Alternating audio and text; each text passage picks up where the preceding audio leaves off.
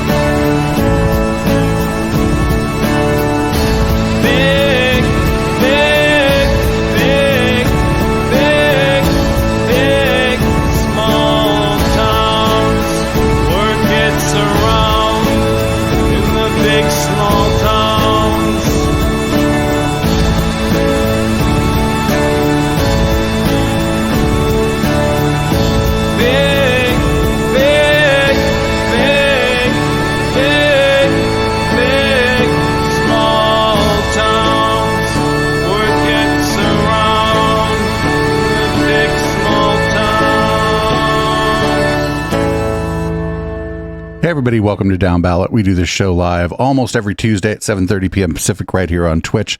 That's twitch.tv/EchoPlexMedia. You can support this project at echoplexmedia.com. Just click the support link at the top of the page. I am Producer Dave, and I am on a different grinder grid right now. How you doing, Councilman?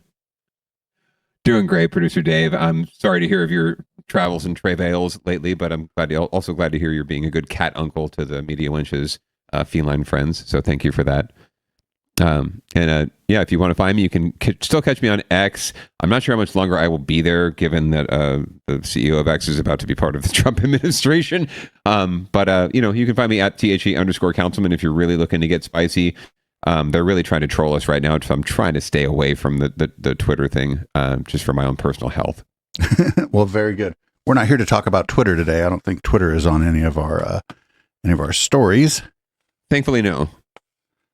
So they are local, I guess, still as a San Francisco-based company, but yeah, thankfully no Twitter or Elon stories today. It's all mostly local. Mostly local. Mostly local. And one story that I can't believe we haven't covered yet, but it's only because it's just been unfolding like every day. But we're going to get into it pretty deeply tonight during leading off. All right. Well, what do we have for leading off? Well, in case you haven't been watching the local news here in the Bay Area lately, or if you're from out of the area, we've had, at least recently, we've had the DA of Alameda County recalled. The mayor of Oakland was recalled. The mayor of San Francisco has been ousted by a challenger. And now, in the midst of all of that, there has been a scandal brewing in the San Mateo County Sheriff's Office, and we're going to learn a little bit about what's come out, and then we're going to hear from the sheriff herself in the next clip. So this is a sort of overview from ABC News. High-ranking officials within the San Mateo County Sheriff's Office continue to resign as Sheriff Christina Corpus ignores calls for her resignation. This is all amid serious allegations of misconduct. ABC 7 News reporter Monica Madden has been following this story all week and has the latest developments. Tonight, exits amid scandal in the San Mateo County Sheriff's Office. Acting Assistant Sheriff Matthew Fox stepping down Thursday, and an unnamed captain also is on the exit. We're actually very concerned about morale in the Sheriff's Department. The unnamed officer reportedly leaving after he was asked to arrest Carlos Tapia, president of the Deputies Union and critic of the sheriff. I will not tolerate the sheriff's abuse of our authority and retaliation against our union. It all follows a tumultuous week in the department after a months-long investigation dropped Tuesday, accusing Corpus of abuse of power, having an inappropriate relationship with her chief of staff, Victor INJ, as well as using racist and homophobic language. Well, it's disappointing, but the matter has been referred to the district attorney's office. It's in the process of being referred to the attorney general's office. It's being referred to the civil grand jury. I have every faith and confidence that as this continues, Sheriff Corpus will be put under oath and be asked to answer these questions. In a statement, the department tells ABC News that it does not comment on personnel matters, but that Sheriff Corpus thanks Fox for his service to the community and wishes him luck. She denies all wrongdoing. INJ telling ABC 7's Dan Noyes via text, quote, "I found the report to be fundamentally flawed, lacking in verification, and unsubstantiated by evidence. And this is a coup. The board is trying to destabilize the office and unseat an elected official." Given the disarray in her executive management team, there are some severe problems of whether or not she can answer that she's fulfilling her duty to the residents of this county. Meanwhile, supervisors looking to contain the fire. We are focused on providing further public safety. We're focused on returning trust to the department. Earlier, I spoke to Sheriff Corpus on the phone, and she remains defiant amid the calls for her to step down, telling me that she feels that she has been unfairly targeted. In San Mateo County, Monica Madden, ABC 7 News. So do you know anything about what's going on here, Councilman? Yeah, I mean, just brief background. So Sheriff Corpus was elected, I want to say 2022. And kind of historic, first female sheriff, I believe, in San Mateo County, if not the first Latina sheriff in San Mateo County ever elected. But has not come without some controversy, and apparently there's been some rumors of, sort of illicit dealings and illicit relationships, and poor morale, and hateful language and rhetoric, and a hostile work environment within the sheriff's office since she took over. So the Board of Supervisors, or the county, had commissioned an audit of the department and of these issues, and they came back with a pretty, what they call a scathing report that outlined that a lot of this was true, that she was having an affair with, or an affair, a relationship, shall we say, not an affair, but a relationship with one of her direct reports, someone high up in the department. It was a very inappropriate relationship. Something that she denied, and that she had engaged in a lot of hateful, retaliatory tactics against people who were not aligned with her during the election, and that included the DSA, the Deputy Sheriff's Association. Not the other DSA. Correct, not the Democratic Socialists of America. They just hate all the sheriffs. Right. So she did not engender a lot of goodwill amongst groups that she really needed to, like the Board of Supervisors and her sheriff's union. So they have been somewhat coming after her since then. And this report pretty much corroborates everything that folks have been thinking about her.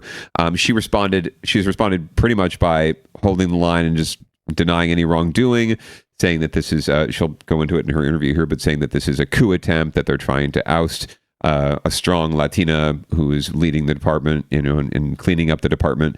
And this is just their way of retaliating back against her. So it's not necessarily a he said, she said, but it's an everyone said, she said situation, to the point where they were actually, the board had threatened to remove her boyfriend basically from his position. So she showed up at a board of supervisors meeting, and we'll get the clip of this later, maybe next week, showed up in person, unannounced, and announced that she had promoted this person to a position that the board had no oversight over, or a new position she had created. So just doubling, tripling down, spoke for like 5 minutes during public comment and wouldn't stop even after she left the podium. People were... Is she from Shasta? I don't know. She might be. And there was another guy who might be from Shasta at the San Jose Council meeting today that we'll get a clip of later. But yeah, just very, very intense and very much doubling, tripling down, and not willing to concede anything at this point. So the Board of Supervisors has expressed unanimously a vote of no confidence. The deputy sheriffs have expressed a vote of no confidence. There were numerous calls for her to resign. A lot of her underlings are resigning left and right because they don't want to work for her and don't want to follow her orders. She, as you heard there, she even ordered the arrest of the Deputy Sheriff's Association president. I forget why or what grounds, but the captain she assigned to do it wouldn't do it, and doesn't look like he's been arrested. Exactly, he's resigned in protest. So she's dealing with a hemorrhaging staff and a scathing report, and now the Board of Supervisors calling for her resignation. And now it's the point where the board is actually considering options for ballot measures to remove her, and there might even be a recall petition at some point. We can't get enough recall. But anyway, the ABC was able to sit down with the sheriff for an exclusive interview, and we're going to hear some clips from that here, so you can hear her in her own words, and I'm going to get some water. I have done nothing wrong. This is an attack. It's a coup that has been in place for a while by the county executives and the Board of Supervisors. The scathing audit contends that Sheriff Corpus is having an intimate personal affair with her civilian chief of staff, Victor Ionjay, and that she gave control of the cute couple department to him. Garbage. I say it's false. I am not having an affair with him. I've known Victor for 17 years. 17 years. And we are colleagues. I consider him a trusted confidant, a friend. Is it because I'm a woman and I can't have a man next to me that I trust without having a sexual relationship with him? The audit cited phone call interviews with 40 current and past sworn and civilian employees, but they were all granted anonymity. They did not testify under oath, and their interviews were not recorded. Disgusted, appalled. Why? Because most of the information that's in there is made up, false. Councilman, if you were advising this person, would you advise them to speak to the press right now? Whoa, what's going on? Oh, wait a minute. I lost sound from you. That's crazy. Sorry about that. I muted myself because I had to cough. Sorry about that. I would honestly advise her not to speak at all, frankly. I would advise her to just do her job, keep her head down, do the job that she's assigned to do, that she's been elected to do, and let this process play out and see what becomes of it. But it's not a comfortable position for her, and I'm willing to give anyone the benefit of the doubt if, she wants to say that this is a coup attempt, that this is some sort of, conspiracy to get her. It involves the entire Board of Supervisors. It involves the Sheriff's Association. It involves her many, many people, 40 people, it sounds like, at least, on her staff. Granted, they have asked for anonymity, but it's pretty obvious why they've asked for anonymity if the current sheriff is in the mode where she's, asking for the arrest of people who have aligned against her. I wouldn't want to be known as one of those people. So I would actually advise her not to speak at all. Certainly not go randomly to the Board of Supervisors. Certainly not go to the press. But she's probably doing what she thinks she needs to do to push back. Sorry about this. unverified. And the most salacious accusations came from just one person, identified as civilian employee number 3, who works in records at the Millbrae Sheriff's Substation, where Corpus served as Millbrae Police Chief before she became sheriff. They just doxed that person. How fucking many people work at the fucking Millbrae Substation and in the records department? Can't be that many. Warning about employee number 3 1 year ago. A prominent San Mateo County female attorney went to one of my captains and said that if I didn't give this person a promotion, then I was going to regret it. Corpus tells me employee number 3 did not get a promotion and that she lied again and again to retired Santa Clara Judge LaDoris Cordell, who conducted the audit. I read from the report to the sheriff. She says that you told her in 2022, if Victor INJ ever leaves me, I don't know how I'll make it. I won't survive. I've never said that, Dan. Never said that. Employee number 3 went on and on, saying she saw Corpus and INJ kissing on a couch at the substation. That she What the fuck? Is there a make-out couch at the fucking sheriff's substation? Shoulders and feet. That on a Zoom, she caught Corpus and INJ at his ranch on the San Mateo County coast, feeding each other in an intimate fashion, touching and rubbing each other and playing footsie. That and more. Not true, says the sheriff. Employee number 3 was in the office. She's like, we don't call it footsie. Quote, we're practicing We're adults to have kids. The civilian employee responded, gross, I don't want to hear this. Don't ever say anything like that to me again. And she says that you kind of chuckled that she was annoyed with him saying that. Did that conversation happen? I never, well, first of all, I'm not having a relationship. And secondly, I can't have children. And thirdly, that is just ridiculous. The audit also recounts a retired officer spotting Corpus at SFO boarding a flight to Hawaii with Victor INJ. My son has special needs, and so he was helping me to seat my son, but Victor was not sitting with us. I was sitting with my children, and he was on the same plane, and Victor had a job. At the time, he was doing executive protection. Did you stay in the same place with Victor? No, I stayed with my brother. Did you see Victor when you were in Hawaii? At the airport, and we met for coffee one day, but that was it. Corpus tells me she knew she would face headwinds trying to make change at the department, but she didn't expect such an onslaught from the Board of Supervisors. I'm willing to talk with you today. After today, I won't be willing anymore. Supervisor Noelia Corzo supported Corpus as sheriff, but she's become her strongest detractor, demanding that she step down in this phone message from Friday afternoon. And it's past the point of no return, so I really hope that you can do that and do the right thing before everything else starts, going into action and subpoenas are issued. And saying it was improper, and I took it as threatening. At some point, would it be good to cut him loose and to have a fresh start for you as sheriff? I would be the first to cut somebody loose if I felt that they weren't doing their job or if they were doing something that was against policy or improper. For the I-Team, Dan Noyes, ABC7 News.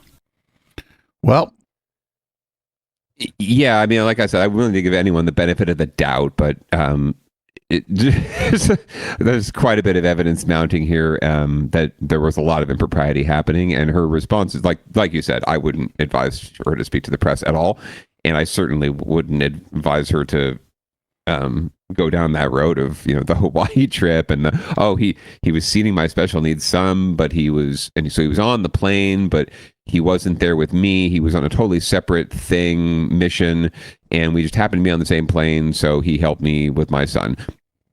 And then we just happened to we had coffee when we were in Hawaii, and yada yada. It's that's one piece of the puzzle, but it just says a lot about where she's coming from. And yeah, she definitely ran on and pledged to clean up the department. And we, as we know, just from doing this show long enough and the big show on Sunday, there are plenty of sheriff's departments across the country, LA for example, that have massive problems and massive amounts of corruption. And I'm sure, just like any law enforcement agency, there's a lot of cowboy culture and corruption within the San Mateo County Sheriff's Office. And to her credit, maybe the Sheriff Cortez has been trying to quote unquote clean that up. But the way she's cleaning house is seeming to rub cleaning house and everyone playing house. And play. Oh, very nice. Very nice. But I thought we weren't in middle school anymore. We're not playing footsie, right? We're playing aggressive foot tag.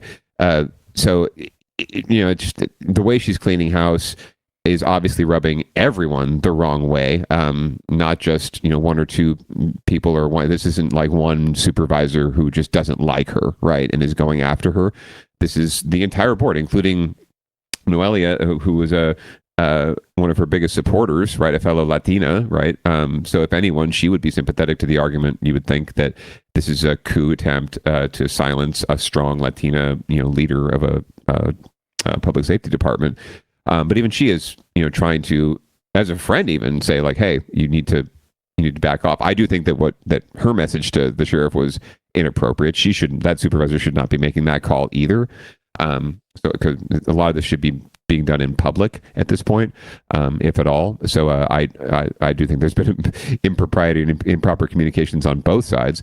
But the report is the report, and it's also telling to note that the sheriff did not meet with LaDoris Cordell, the former judge who was and the former San Jose independent police auditor, by the way, who was putting together the report and had requested an interview with her and gave her multiple times for an interview, and she said she couldn't make it, and then never bothered to follow up and schedule something. So she never actually spoke to the investigator doing the report. So could have tried to refute that at the time on the record, but instead has been now after the fact using the press and her position and her pulpit basically to attack the attackers.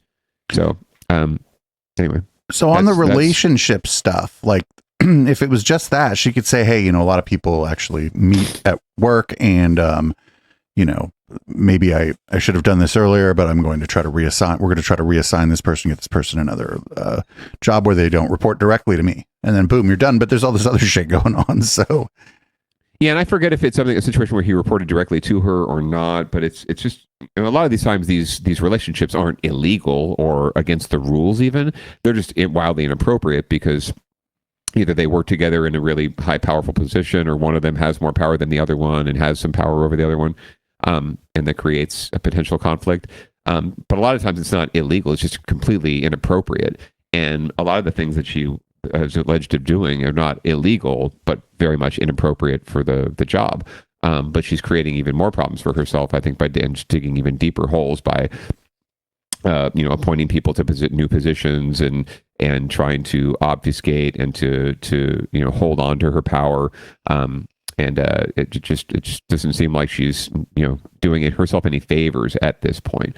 But again, we'll see how it plays out. The supervisors are making a lot of noise, but they also seem a little lazy, as the good wife puts it when we watched this earlier, in that they could lead their own recall effort and go out and gather signatures to get her removed. Instead, they're trying to do this weird administrative method of calling a special election that would ask the citizens or the voters to change the charter of the county to allow the supervisors to remove her.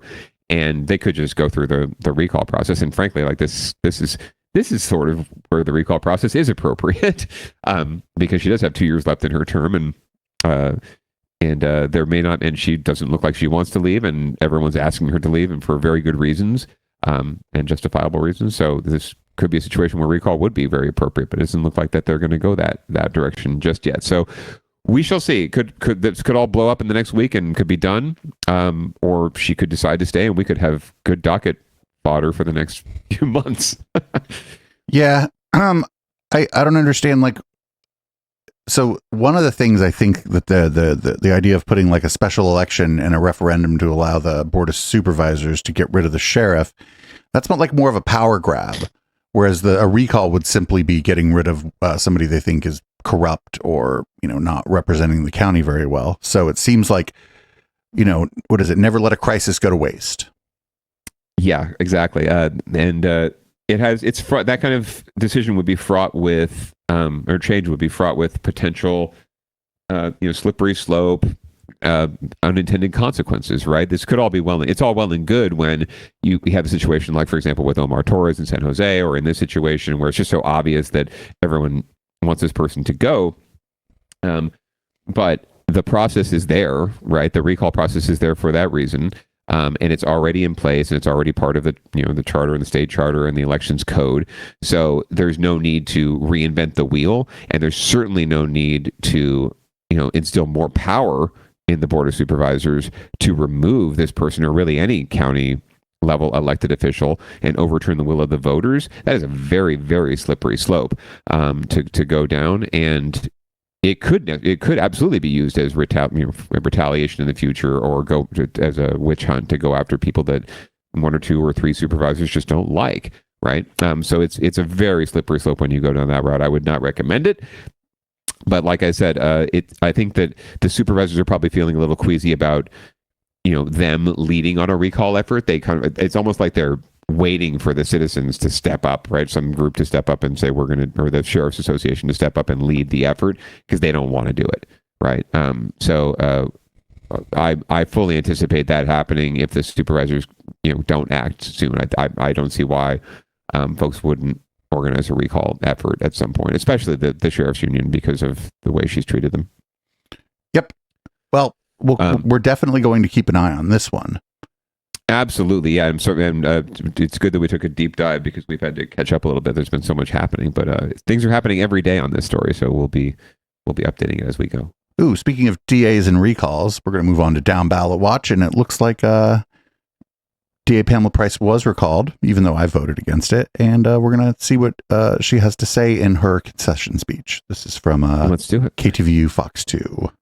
Pamela Price has conceded the recall election that saw more than 60% of voters calling for her to step down. Price making the announcement this afternoon in Oakland. KTVU's Jenna Katsuyama was there. She joins us tonight here in studio with what comes next. Jenna. Mike, Price was surrounded by her supporters today, and she went through a long list of what she sees as her achievements while she was in office. The historic 2022 election of Pam Price, Alameda County's first black district attorney, ended in her historic recall as she conceded Monday afternoon. The voters have spoken, and while the outcome is not what we hoped for, I respect their decision. Price defended her nearly 2-year term, saying she had fought to bring change, saying she diversified the DA staff, increased the number of victims served, and worked to bring in more than $21 million in grant funds. She also noted her recent criminal charges against 11 people in the jail death of Maurice Monk. She had this message for her successor. Stay the course of holding public officials accountable and law enforcement officers accountable for their actions. And I leave this office in a much better place than how we found it. You won't see the last of her, especially with the many of people that she has motivated and the many of people that she has given an opportunity and a second chance. They will rally and rise up, and you won't see the last of her. I'm thankful for everything she has done and set out for. I just pray that the next person come in, continue it on. The Alameda County Board of Supervisors says Deputy DA Royal Roberts will assume the DA's duties until the board appoints a replacement. In this particular case, I'm told by our county council that there's no time limit. We can take virtually as long as we need. On December 10th, the board plans to discuss the procedures for replacement. December through February, they'll review applications and then appoint a district attorney. And in 2026, voters will elect a DA for a 2-year term, followed by another election in 2028 to elect the DA for a 4-year term. The board says Price's term had been through 2028 due to a statewide change to align district attorney elections with the presidential cycle. The state legislature decided to make them all counties district attorney elections with the presidential election. Statement, Price said that she would not take any questions. I asked the board president how many people had expressed interest. He said that he's received interest from at least 10 people, but he is not making any public announcements until they have that December 10th meeting. Yeah. Mike. Big position to fill indeed. All right, Jenna Katsuyama live tonight here in studio. Jenna, thank you. The board has an opportunity to do something very funny. What's that? Chesa Boudin. Oh man, inspired. If I don't know if he's a resident of, I think he'd have to be a resident of Alameda County probably, but didn't he take some position at Berkeley? He did. It doesn't mean he lives in Berkeley or his residence is that's there. a quick part, right? That would be the biggest FU middle finger to the recall proponents of all time. But I just doubt that that's going to happen. I think in this situation they'll probably try and pick someone who's a do no harm steward of the office until there can be an election. When of course none of these recall proponents are going to run or try to actually do the job, or even put up a candidate probably. Or even correct. Even put up a candidate. They just don't like her, right? It's the classic situation of we don't like this person. We have no solution. We have no alternative, or we don't like this solution, but we don't have any thing. We don't like Obamacare, but we don't really have another idea. So, unfortunately, the board is tasked with making that decision, and that's a pretty consequential decision, I would say. Similar to what the city council in San Jose has had to do with the vacancy that's been created in District 3. But this is pretty big for the entire county, and the DA being such a high profile, critical position for public safety and criminal justice. It's going to be really challenging for them to reflect the will of the community, given that the community elected this person and then less than 2 years later recalled this person by a significant margin in a pretty wide, fairly high turnout election. So I do not envy their position at all. And I don't envy the situation for any of them. This could easily end up on winners and losers because there are no winners in this one. Yeah, that's true. Well, we'll see what happens. I think you're right. I think they're going to appoint somebody who's just going to maybe make very few decisions and just let the people who are working there prosecute the cases as they might prosecute the cases or whatever. Right. And it'll really be up to that person who is appointed to really respect the situation, right? And they probably more likely will. I mean, they're coming in to replace someone who was just recalled by a 2-1 vote. So they're more likely going to just toe the line and try to do no harm, or they'll just go the complete opposite direction, right? And charge everyone with, or try to get the death penalty for everyone or whatever it is these folks want. Death penalty for everyone, castration, double castration. So they could go that way, or they could just go middle of the road. I'm hoping they'll go middle of the road and just try to get through the term, and then maybe they'll get elected. Maybe someone else will. But in the meantime, it's unfortunate they have to go through all this upheaval. Yeah, so we're going to move on to our next story here. It seems like San Francisco has made some history here with the first South Asian Muslim supervisor that won the election. So let's see what's going on here. In District 5, which includes the Tenderloin, Bilal Mahmood beat out incumbent Dean Preston. He is the first Muslim and South Asian to be elected to the Board of Supervisors. KTVU's Amber Lee spoke with Mahmood about his priorities and his plans.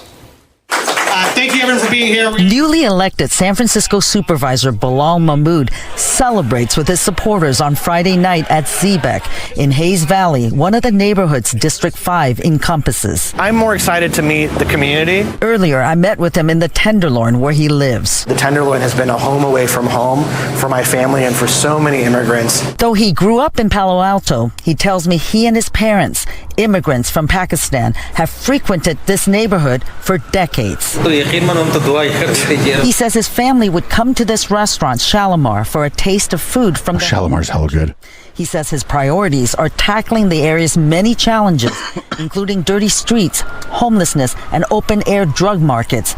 Mahmood says it'll take a multi-pronged approach. Once you shut down the market, you ensure you have regular beat patrol officers doing community support and patrols and interventions. Mahmood says he will focus on streamlining process, from hiring police officers to building housing. It was about cutting the red tape and the bureaucracy to make the government work better for the people, as it should be. Mahmood says his work as a policy analyst in former President Barack Obama's administration gives him experience helping small businesses.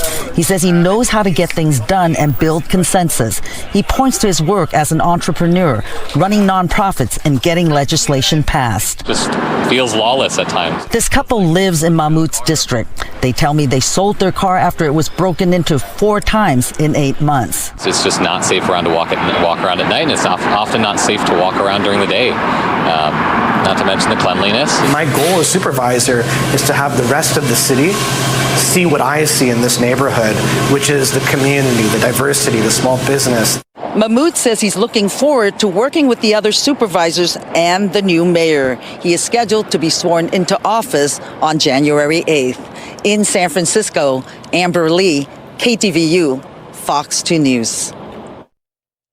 That's cool. Out of the Tenderloin too. I mean, it's not just the Tenderloin. I figure like Union Square is probably in that neighborhood. It's just sort of that sort of north of Market area right there near downtown.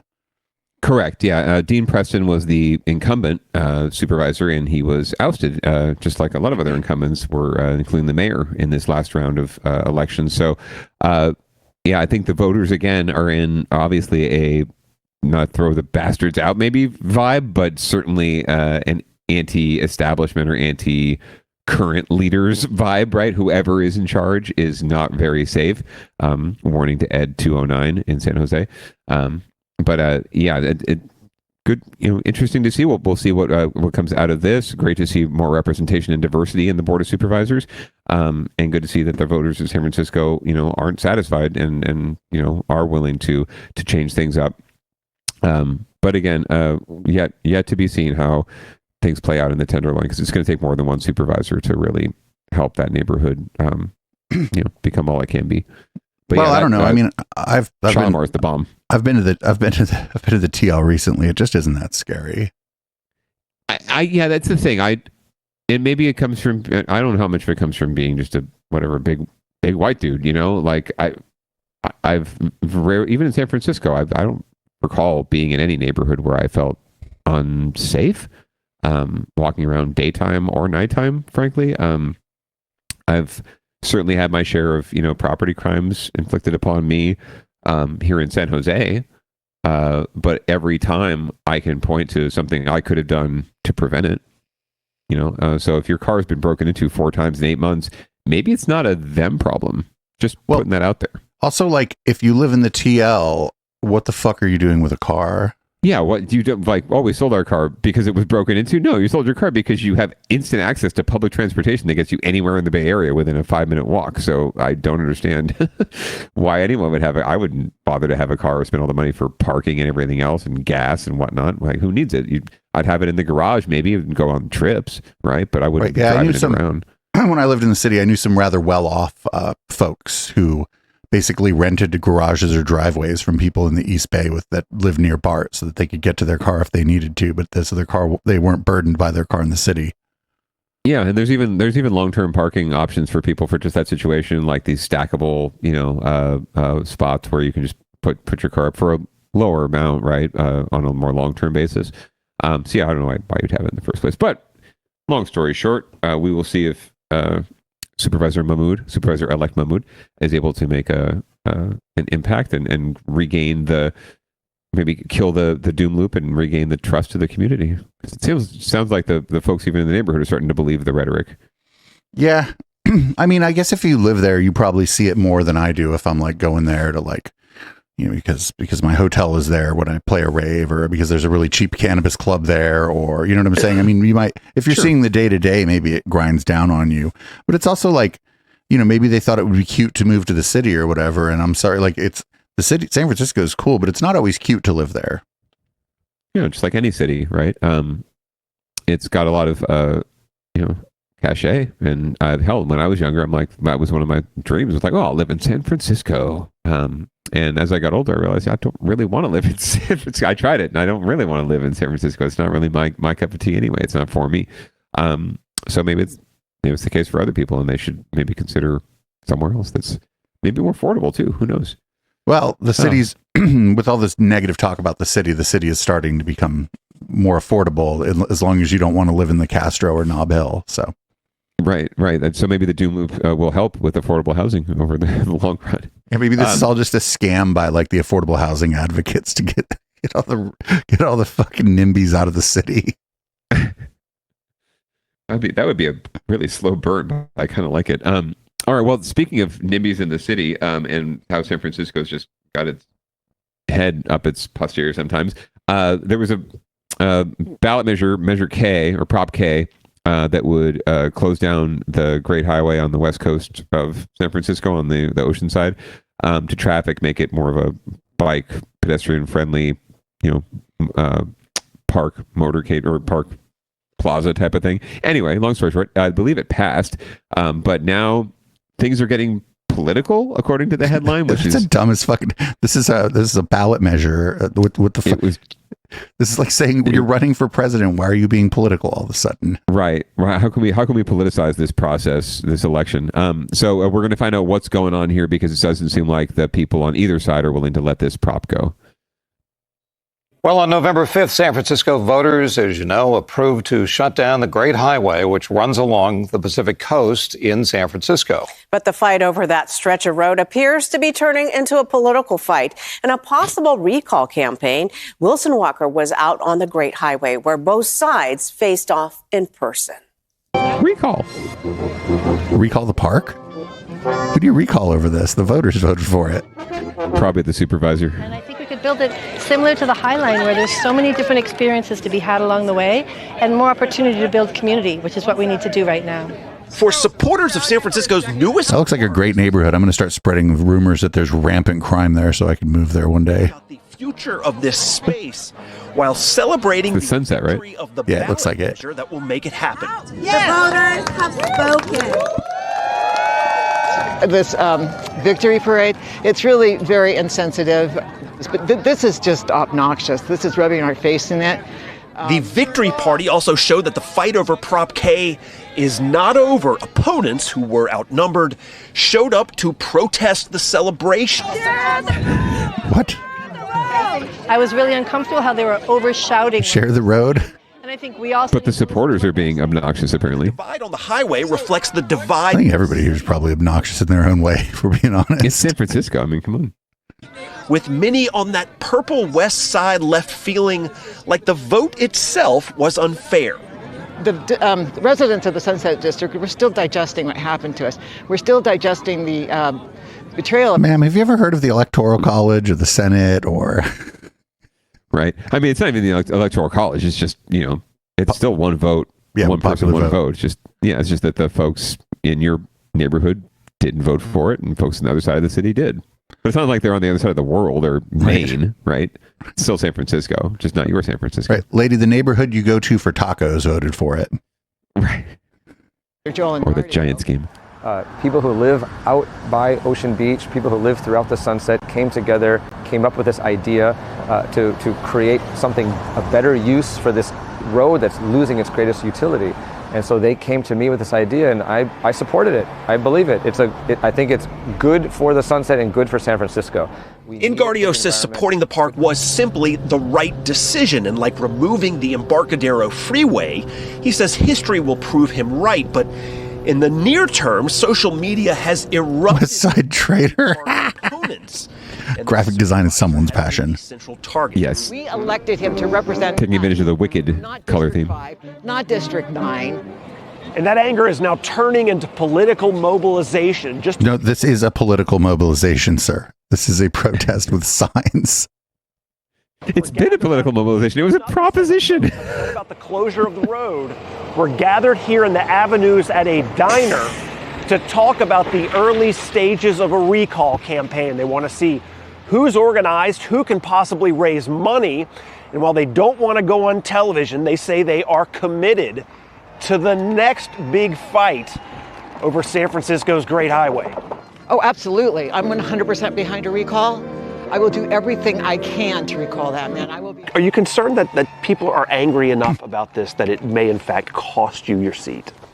People have a lot of concerns and valid concerns about traffic, and I think once they see the implementation and how traffic goes, we just need people to see the potential, and we can address the traffic issues. And once people see, wait, is that that's not free? Yeah, you should. It's already closed. Pretty much, yeah. It's like he said. It's losing its utility. Like it's not used as a major thoroughfare. That road is just not used as a thoroughfare. It's not used by people coming through San Francisco. Like in the 19th Avenue kind of a way. It really is more of a scenic highway, and much better suited to the purpose that it's being converted to, in my humble opinion. Obviously not opinion not shared by the Sunset residents. And time will ease some of the hard feelings, but on this day, it was clear that the Great Highway is still causing a great divide. This land was made for you and me. So what about Guthrie? Now that it has been approved by the voters, well, the Coastal Commission has to sign off, and some neighbors say they're going to take their complaints to that venue, but the highway is now in the hands of SF Rec and Park, and they expect to close the gates permanently to traffic sometime early next year. Well, yeah, that sounds like a great thing, actually, that's going to bring like the so what I bet that road is used for is for like tourists who want to see the ocean but not actually get out of their car. I bet that's a lot of people that are driving on that road. Yeah, I would say so. Yeah, we're in San Francisco. Let's go see the ocean, right? Yeah, I think this is absolutely moving in the right direction. It would be awful to see this poor guy recalled over this, because it wasn't like it was his idea. He supported it. You know, if supporting a proposition or another one, or opposing one, or supporting one policy position or another one is a recallable offense, then we've got a lot of recalls coming in the near future if people are willing to, you know, gather the signatures and do the work. But that's I don't know if that's what's going to come out of this. It would take the folks, all those folks listed on the no on K sign as the, you know, paying for it, right? Paid for by. Those are the people that would more than likely fund something. And if they're not willing to do it, it's not going to happen, because the little, you know, young lady in the bunny costume is not going to be, you know, circulating a petition to gather enough signatures for a recall. So it's going to take some moneyed interest getting involved. But it would be really unfortunate. But unfortunately not terribly surprising these days. So they're trying to do something like the promenade in Venice, essentially, with that highway, with that old highway. Yeah, even more than that, like it really would be more of a park, right? Yeah, like anything else. And that's really what the promenade is, right? And, you know, Muscle Beach and all those things, right? And the bike paths and just using it for what it's being used for those purposes now. This right. Is We saw the picture of the highway, like there was like there were like hundreds of people on bikes and pedestrians just walking down the fucking thing. I don't know if that was part of the protest or if that was just B-roll they had. It's and there have been temporary closures too, so there might have been some of that, like open streets closures. But yeah, that's primarily what it's used for now. So this basically formalizes that, puts more infrastructure in place to, you know, make it more a desirable place to go, more attractive, and hopefully draw more people to bike and walk and play there. And make San Francisco a more desirable location to live, and make it more desirable for the people in the neighborhood too. I think the supervisor's right.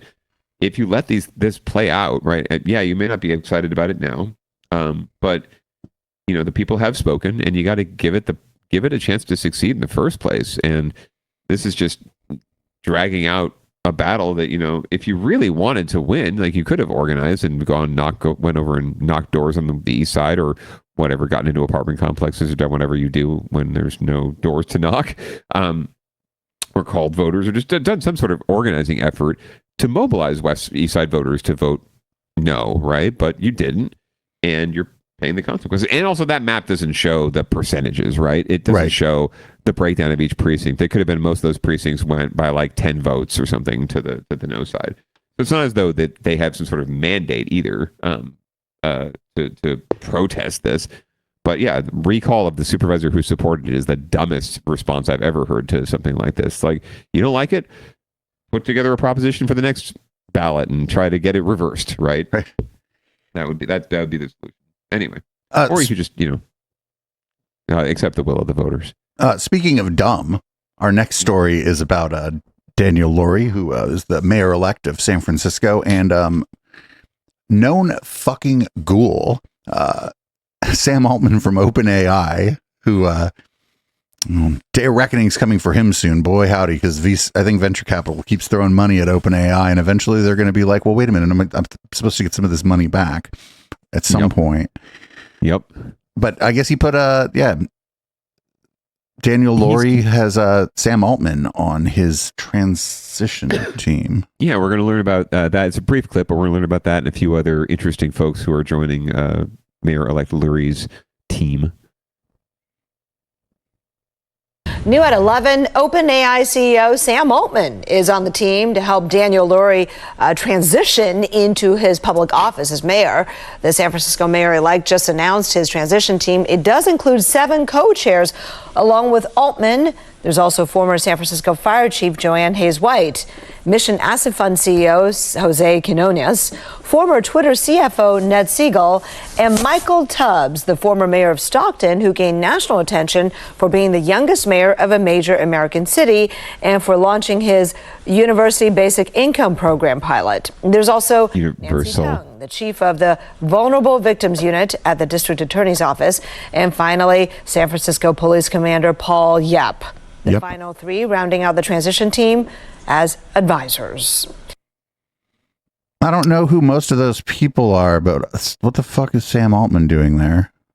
Yeah, I don't know particularly, other than advising on new AI technology to assist the mayor with his data-driven Mayor Ed 209-esque approach to public safety and cleaning up the city.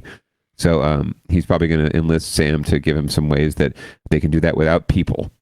Without hiring anybody. Yes, I mean that's the ultimate goal of these fuckers is to they would rather have a city run by just automatons and computers, and the city staff and public staff are obviously a nuisance to be complimented when the time is appropriate, right? But in public, but privately they can't. They're just like Trump. They just want to, or whoever, not Trump necessarily, but Bannon and all his acolytes who just want to tear it all down. They would much rather have all the power and have no staff to push back on them. So that could be the reason. We shall see. Or he just wants to look cool for all the kids. Yeah, but nobody's going to think he's cool for that. No, I don't think so. I definitely don't. I'm not a big fan of this move.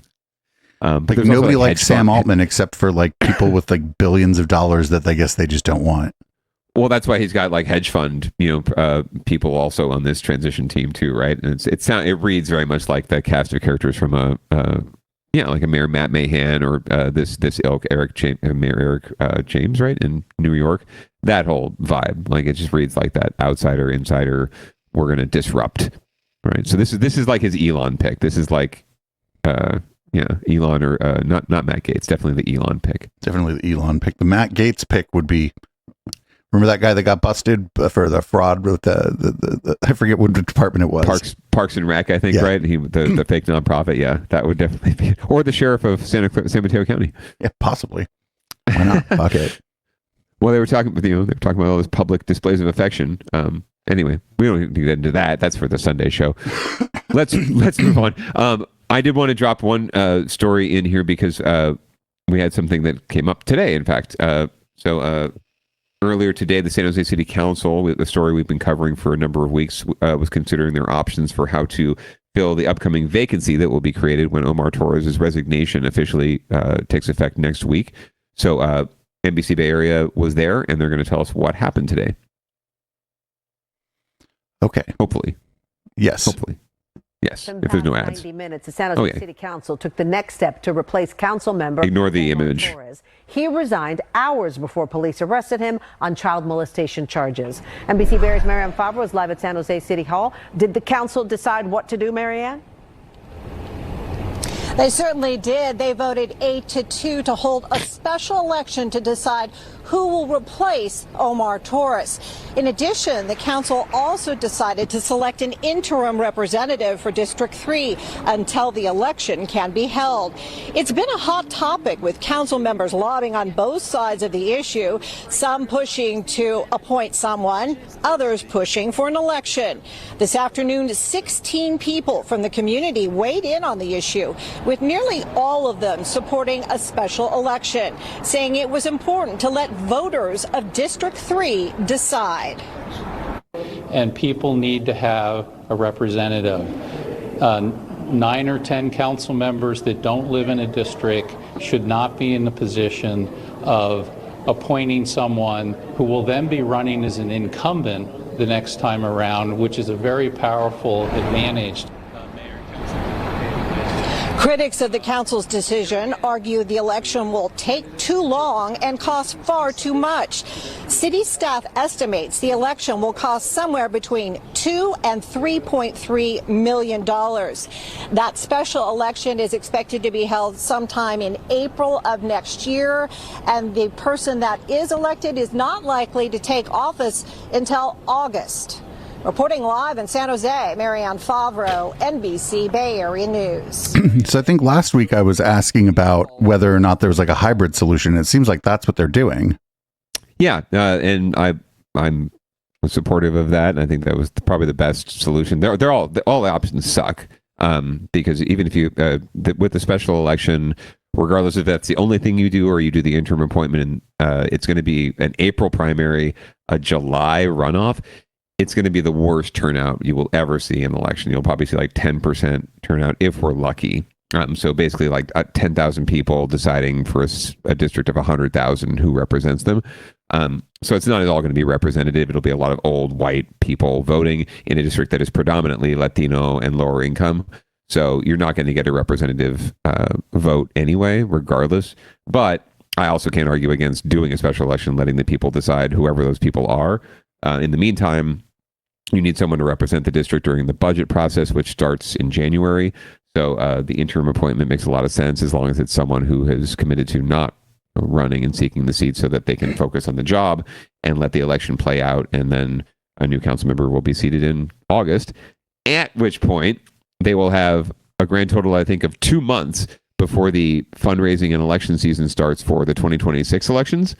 So they basically have a couple months in office to actually do the job before they have to start campaigning again for the same job. The benefit, I guess, is that they could get 2 more terms and have potentially 10 years on the council. So baldy for them. But yeah, it's a lot of work and not a lot of focus on the job, unfortunately. Yeah, it's a big mess. And not for nothing, like, it was like the only, if I'm not mistaken, the only like queer voice on the San Jose City Council. As far as we know, the only openly queer voice on the council, for sure, and one of the first openly gay. I think only the second openly gay or openly queer person ever elected to the council behind Ken Yeager. So which was a while ago. He hadn't served since 2006. So yeah.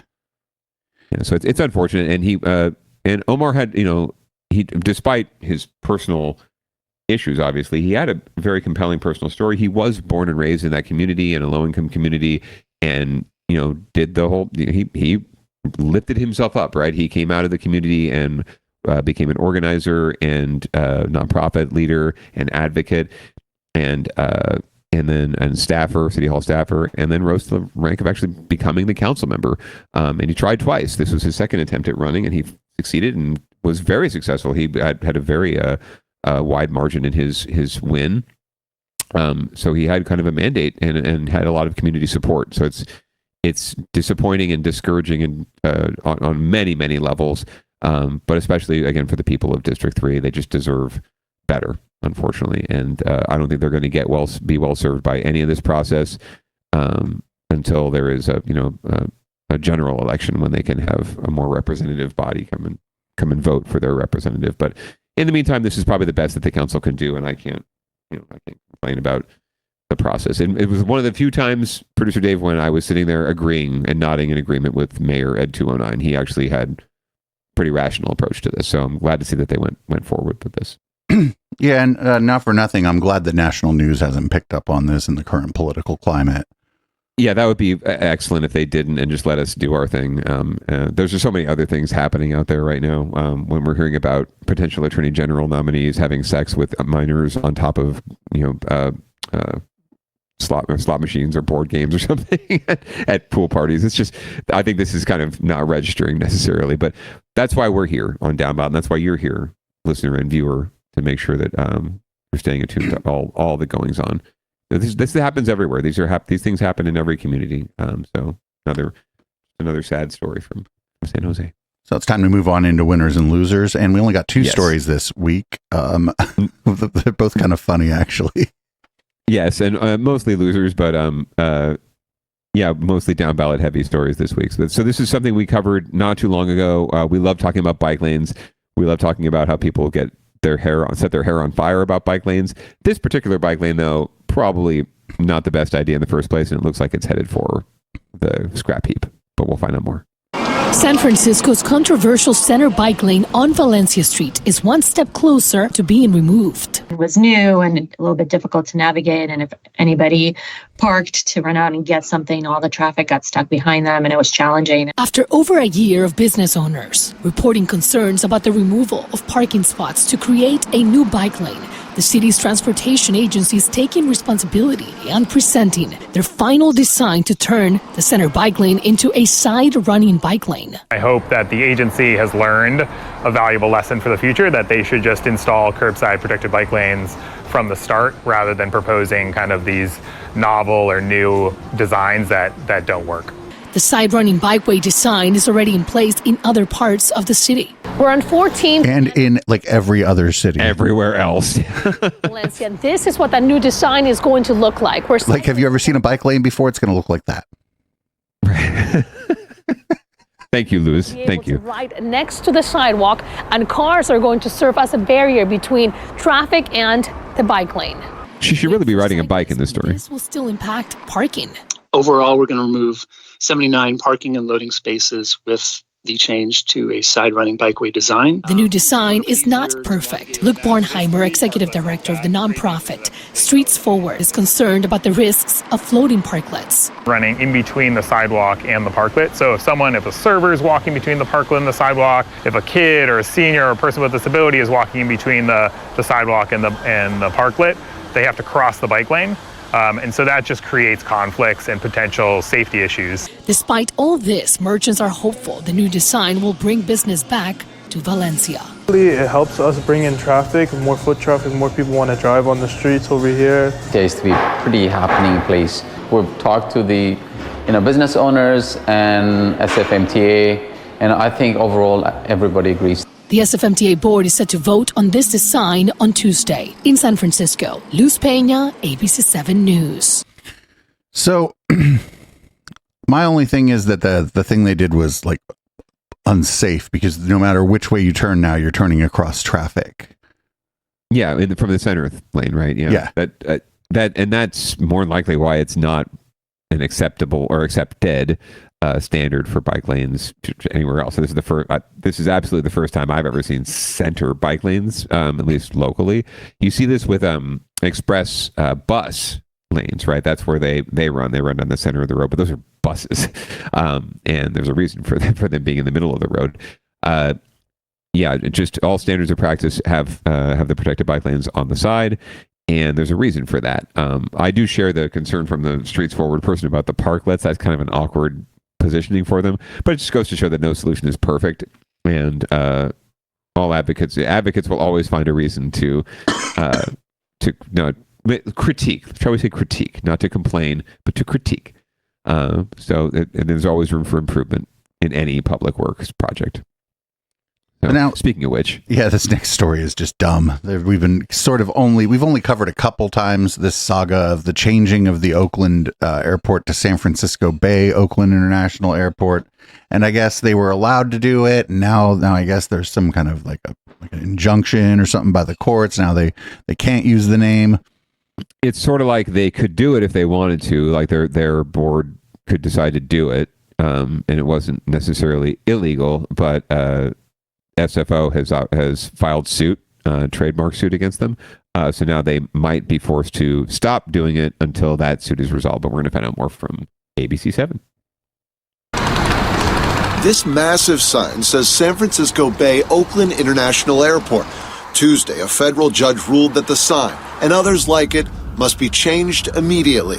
Oakland needs to remove its signage, other indications of the new confusing name that it's been using in recent months. That's San Francisco City Attorney David Chu, who previously filed a lawsuit against Oakland, saying the name change from Metropolitan Oakland International Airport to San Francisco Bay Oakland International Airport infringed on the SFO trademark, specifically with the San Francisco addition to the name. We've invested hundreds of millions of dollars in building this brand. Oakland has infringed on the trademark, essentially trying to steal the brand. And that has real economic cost to our airport and our region. But is it really that confusing? Those with the city of San Francisco believe so. But personally, I think it's much ado about nothing. San Francisco, Oakland, we're neighbors. We always need to work together. But there is no I like her between SFO and Oakland International, and the judge here ruled that the new name implies that there was some sort of connection. I understand that a lot of the customers that fly through here are getting confused with the name, and people that has never been here, as soon as they see San Francisco, they actually think San Francisco. They don't just keep reading and see it's actually on the Oakland side or whatever. Well, I think they should just stick with Oakland. We're in Oakland, and it makes it easier, especially when you're booking flights. As to what comes next after this preliminary injunction, that's dependent on what action the Port of Oakland, the owner of the airport, takes if they try to save the name San Francisco Bay. In a statement, they said, "We are continuing to review the recent ruling and considering all available options." J.R. Stone, ABC 7 News.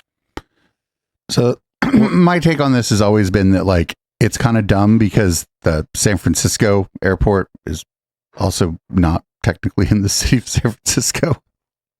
Right. But they've, like David Chu said, they've spent millions of dollars building the brand of San Francisco. Like, I just don't get that. Like, did you really have to do that? It's one of those things. I get, maybe it's like the thing like, do you really have to advertise Coca-Cola? Right. But yeah, you would argue, Coca-Cola would argue, yeah, we do. Otherwise, people would not know what Coke is and they wouldn't buy it. I find that hard to believe, but it's sort of that kind of situation. But it's really, to me, it's just more funny. That's why I love it on Winners and Losers, because there's no winners here. It's just silliness. And I can see both sides. Like, I totally get, especially if I was an Oaklander, right? It would be a pride thing for me if I was an Oaklander, right? At this point, Oakland's just getting dumped on and dunked on constantly. So this is just like Oakland dunking on itself in a way. And that would frustrate the shit out of me as an Oakland resident. I'm kind of with the person like, we're Oakland, call it Oakland. Jesus Christ. But they feel like this is something they need to do to, draw more traffic to the airport. I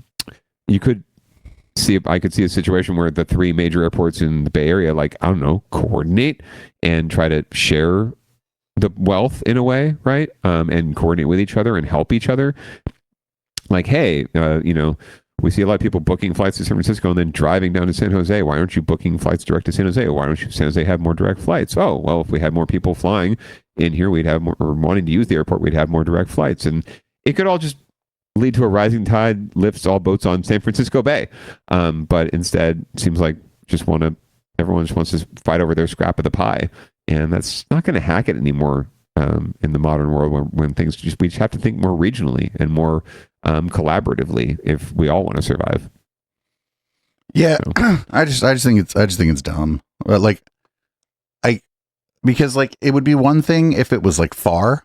Like if there was a significant difference in like travel to like Powell Street Station from one airport or the other. But I think if it's not equal, it's within a few minutes of being equal distance on BART to get from one airport or the other to like Powell Street, like the city center in San Francisco. So it's just really dumb. Yeah, I can't disagree with you there. But we'll keep following because we love dumb here on Downballot. The whole channel loves stupidity. We try to talk about it and do our best to engage in as little of it as possible, unless it's for fun. Correct. And speaking of stupidity, the last story before and another thing is a get your shit together story, and it's just one of those ones which makes me want to slap my head silly and reach into the TV and smack some people around as well too. But we're going to find out more about this. This is actually sports coming into the world of Downballot. Sorry about that, Producer Dave, but very appropriate, I think. Well, this morning, the controversy over a trans athlete on the women's volleyball team over at San Jose State University is heading to court. Today in the Bay's Bob Riddell joins us live from campus this morning. A lawsuit's being filed now, Bob. Correct. Good morning to you, Laura and Marcus, the co-captain of the women's volleyball team here at San Jose State, an assistant coach, and 10 other athletes from 5 other universities are party to this lawsuit. They have filed this 132-page lawsuit. You should be able to see it on your screen against the Mountain West the Mountain West Conference, the CSU system, and the head coach and 2 administrators. It is asking for a judge to approve an injunction to prevent this transgender player on the women's volleyball team here at San Jose State from taking part in an upcoming conference tournament. The issue of athletes biologically born male who transition to female and play women's sports has been part of the national conversation in recent years, recently with President-elect Trump even weighing in. Brooke Slusser, she's the co-captain who is part of this lawsuit. She spoke with Fox News earlier this week. So it's amazing that other teams in the conference can stand up and just say, no, we're not doing this. And yet our school is still okay with having one person on our team that's causing all of these issues. It's disappointing that it's come to this point because there's really been failure at every level of leadership. That was Marcy Smith. She's a former NCAA champion swimmer and the co-founder of the Independent Council on Women's Sports, which is financially backing this lawsuit. But who's financially backing them? Against San Jose State because of the transgender player. She wants those forfeit losses removed from those teams' records and for San Jose State to forfeit any games that they won with the transgender player. In a statement, the Mountain West Conference said, quote, "The Mountain West Conference prioritizes the best interests of our student athletes and takes great care to adhere to NCAA and MW policies. While we are unable to comment on the pending litigation of this particular situation, we take seriously all concerns of student athlete welfare and fairness." San Jose State issued a very brief response.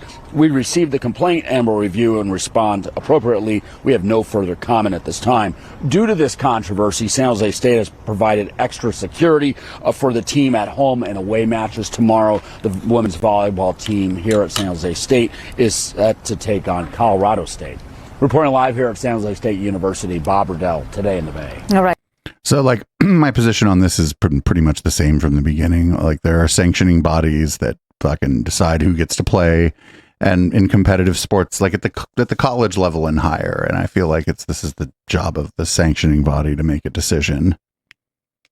Absolutely. And if they've allowed this this person to play and to compete, then they have to stand by that decision. And they are, and the university is. And yet they're not, because they're just not saying anything, right? The one place I am, first and foremost, I am completely and utterly disgusted by the fact that this player's own teammates are party to this lawsuit. That is like the epitome, or the antithesis, of team, of being a good teammate. That is unbelievable that they would go after their own brethren like this. That's just, oh God, it revolts me as a sports fan, as an American, as just a believer in freedom. It's disgusting. And the fact that they're buying into this narrative that MAGA folks are trying to push around and using transgender people as a punching bag and a scapegoat for their insecurities about the world, right, and the way the world has changed, quote unquote, is just disgusting. So that, first and foremost, is that. But the university and the conference really aren't saying anything and doing anything either to defend the student athlete who is in question here, or to take action to resolve the issue in some way that doesn't involve a court dispute. I think, there are legitimate questions around transgender people competing in their chosen gender's sport, or their just the gender that they feel they're appropriately assigned to, or they identify with. It's certainly something we need to resolve and just get on the books, like you said. Like the governing body needs to make a decision, so that there is a rule on the books, so it's not so speculative and it doesn't lend itself to these kind of criticisms and attacks. But I'm just fundamentally appalled by the fact that this player's own teammates, I could see like Moms Defend Liberty or this group, this women's sports group that's funded by God knows who, independently doing this, but that the players themselves, I've played on teams before. I've played sport, amateur sports, school sports, club sports. I would never in a million years, no matter how much people I played with who I couldn't stand. Absolutely. Just, I did not like them. I didn't think they were good people. But you know what? You're on the field with them and you're playing alongside them and you are part of a team. And it's not the military where your life is on the line, but it's a very similar mentality where you look out for your teammates and you respect the team. And no matter what they think or no matter what the rules are, this is just a really awful, I think, way to treat your teammate. I wouldn't want to play. Frankly, it would be hard for me as that player to want to play with these folks and not want to transfer to another school or find another way to compete in the sport that I loved because it's just an awful situation for that person to be in. Yeah. That's all I'll say. I wonder if the university's not saying anything because they think that they're gonna come out on top in the legislation or in the litigation. One would hope, right? And I would hope that they would come out on top and that this would get thrown out. But again, there's just enough gray area in the court of public opinion and in the law, frankly, and not the law but the regulations to make this a viable suit. More likely, it's gonna get heard. It's gonna be tight. So we'll see what comes out of it. But I'm again just it takes a lot for me to hold right now and not just want to rant. So, but we're coming up on time and we only have one story left. So I don't, and it's about butter. So I really don't want to miss out on that. Yeah, we're gonna go to and another thing. Sometimes it's an animal interest story. Sometimes it's vehicle versus structure. And today it's butter. Butter. Enough said. Costco is recalling 80,000 pounds of butter. The reason behind it? The label doesn't say it contains milk, as butter often does.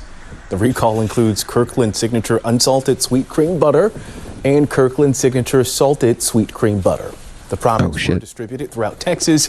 It's unclear if any allergic reactions have been reported. Wait, just Texas. Okay, we're okay then. But now I want to know where to get some of this recalled butter because it's probably cheap. Yeah, like butter with milk, but not listed as being dairy product. That's interesting. I mean, I would hope folks know a thing or two if they're buying a bunch of butter at Costco, like that much butter. I would hope that they know that butter is a dairy product, and then unless it says like the avocado oil or the olive oil butter that me and the good wife love to get at the artisanal butter shop. But anyway, if you're in Texas and you bought some butter at Costco, maybe go back and get some real cheap or sell it out the back of your car because people still need butter. And it's not as though it's bad. It's just not improperly labeled. So it's a shame for the cows that were enslaved to produce all that butter. Yeah. And it's stupid. It is indeed. Anyway, well, I'm going to let you head on into the public comment portion of the show tonight in the red light segment. But it was another great episode. I'm really glad we were able to dig deep and catch up on some stories we've been missing because of all the election and other things going on. So, Producer Dave, I really hope that everything in your situation resolves itself without too much pain and suffering. All right. If you like, I can read us out. Yeah, please do. All right, sir. Well, thank you as always, listener and viewer, for joining us once again for another exciting episode of Down Ballot. We do this almost every Tuesday night at 7:30 p.m. Pacific, except when we don't. We want to remind you all to get your vaccinations and to wear a mask if appropriate. I just got mine last week, my new COVID booster. Yay. My arm is still suffering. But of course, pants are always optional, especially on Down Ballot. We're going to leave you with some audible smoke, and we invite you to tune in next week when we'll have even more local derp to bring you from the goings on here in the Bay Area and elsewhere. Thanks so much for joining us. Have a great week.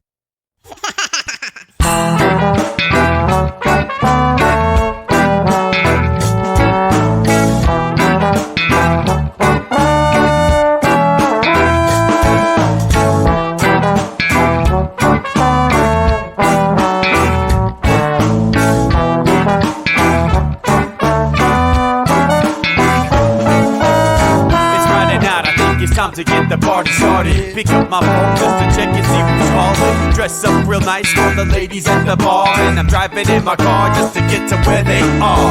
Here at the local scene is where I plant my feet. It's where I smoke my cigarette and I hold my drink. I look at all my friends, they're all blazing green. Here at the front of the stage, waiting for MTV. Where are those guys who's standing next to me with a pipe in his hand, ready to blaze for me? About 5 minutes later, we're all singing Queen. I get the fuck up on stage and rock the scene. Yeah, we do what we want, and what we want is to jam. So sit back and enjoy the band.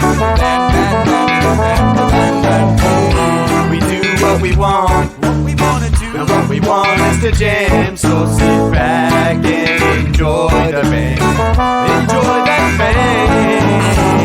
I turn and head back to the bar for a refill, man, because you know where we are.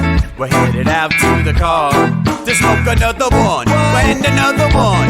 Now just when the magic starts kicking in, I hear relapse playing, you know it's time to head in. Alright everybody, now it's time to grab a new drink, spark it if you got it, and then pass it to me. Yeah, we do what we want, and what we want is to jam. So sit back and enjoy the band. We do what we want to do, and what we want is to jam. So sit back and enjoy the band. Enjoy that band. Last up on the bill for the show tonight is Down and Dirty at 5, so we're headed outside. Let's spark up another joint now. Who's got my lighter? Stoner E, of course. Shouldn't you be inside?